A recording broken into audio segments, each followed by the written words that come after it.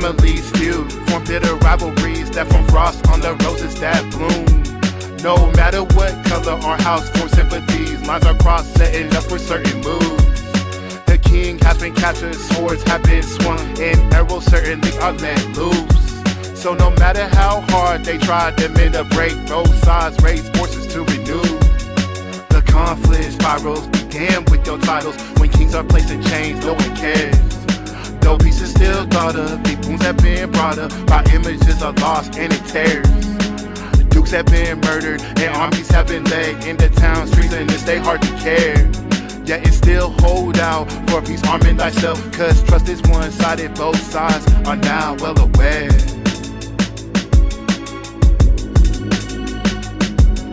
The sound of the marching, the horses in the still.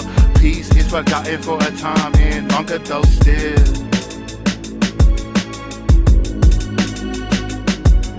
The sound of the arrows, the soldiers who will feel when royalty clashes in the heathlands and fields. There once was a time when peace wasn't a lie, when heathland stretched out sacred. But now there's not a sign of peace. I wonder why these heaths now a battlefield jaded.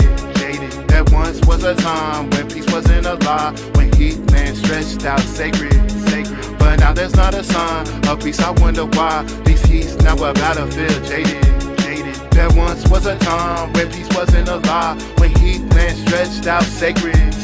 But now there's not a sign of peace. I wonder why these heaths now a battlefield jaded. There once was a time when peace wasn't a lie, when heathland stretched out sacred. But now there's not a sign of peace. I wonder why these heaths now a battlefield jaded.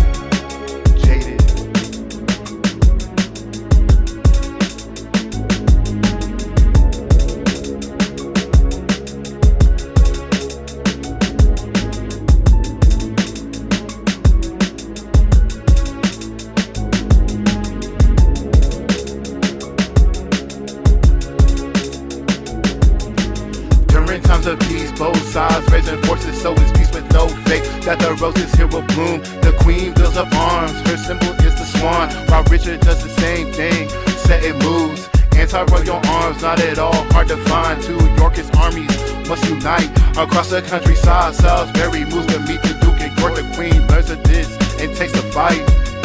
The queen sends Audley to intercept the earl. The time for pleasantries afraid to over.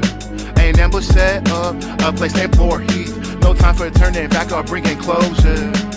Audley places men along a small creek, running in between the forces. Soon they learn Salisbury scouts spot a much larger force.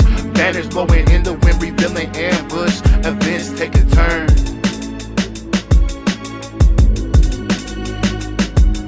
The smell of the grass, the shine of the armor, the sound of the brook trickles by as time it stands still.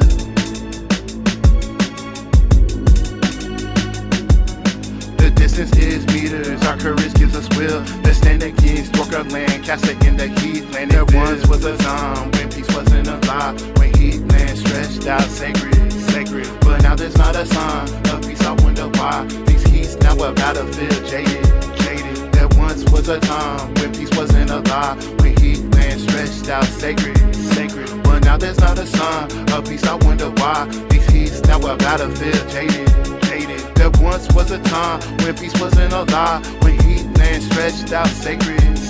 But now there's not a sign of peace. I wonder why these heaths now a battlefield jaded. There once was a time when peace wasn't a lie, when heathland stretched out sacred. But now there's not a sign of peace. I wonder why these heaths now a battlefield jaded. No surprise, jaded, they have the advantage. The royal land Castrian forces, they will not make it through the seas without loss. Their swords are drawn, giving them no choices. Parlay is going nowhere, it's proven futile. So lombos on both sides start the duel, letting loose arrows that have no effect. So now the Yorkists have a plan for a ruse. Crossing the brook is perilous, Salisbury knows there's a section of his middle line now retreats. Luring the land, Castrians into a charge from their cavalry to cross the water. In the heath, disastrous forces and men get caught up. The Yorkist forces swing around and return. A calamity ensues on the banks of the brook, turning red from the falling, from the blood.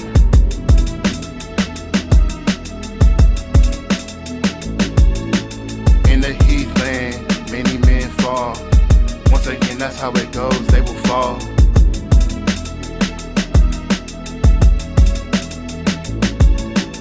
In the Heathland, peace is a memory that most of those alive can barely recall. The Lancastrians must regroup and save their men, another charge is ordered. Hear the call, most successful this time, most certainly break through to engage in bitter combat. Like a brawl, so intense the sword swing, so dense the men array, titles and rankings disappear. Lord Outly is struck and cut down in the fray, the Lancastrian defeat is drawing near. All attempts to resist are just pleased to stay alive. The York is triumphant yet again. Members of the Lancastrians now change sides, out of confusion where it's already been. The flinging red roses are pursued now through the night. Capture are just simply hewn down. Thousands of men on both sides lose their life on Heathland. Blood is shed for renown.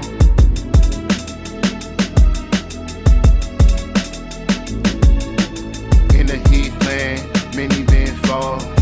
Once again, that's how it goes, they will fall.